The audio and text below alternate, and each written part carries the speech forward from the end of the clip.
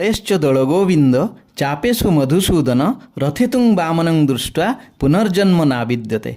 ए कलिजुगरे समस्तंकर आराध्य देवता श्री जगन्नाथ से चकाचका आखिरे विश्व को निरेखि देखुचंती। पापी हो अबा तपी समांतर दुई हाथ अनंत आलिंगन करि चालिछंती।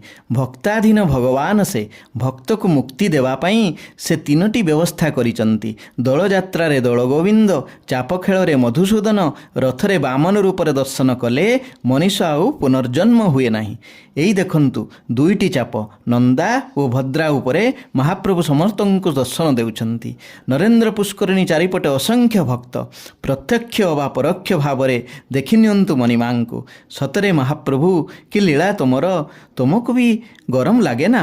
ठंडा पवन देहरे लागिबा पई चंदन बळी होई चाप खेलुअछ प्रभु। पापी तपुंक दर्शन देई मुक्ति देउछ प्रभु। धन्य प्रभु तुमे धन्य। आउ आपन को दर्शन करी आमे भी धन्य मणिमा। जय जगन्नाथ, जय जगन्नाथ, जय जय श्री जगन्नाथ।